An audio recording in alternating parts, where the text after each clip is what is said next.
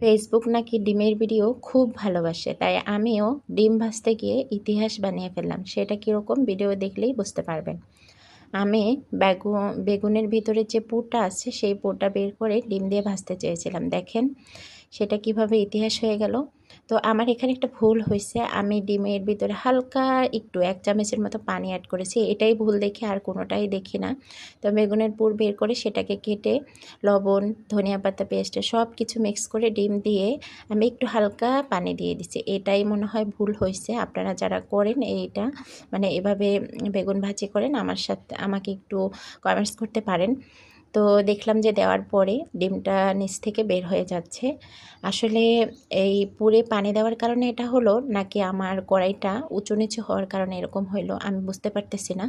যারা এটা বুঝতে পারেন আমাকে অবশ্যই কমেন্টস করবেন।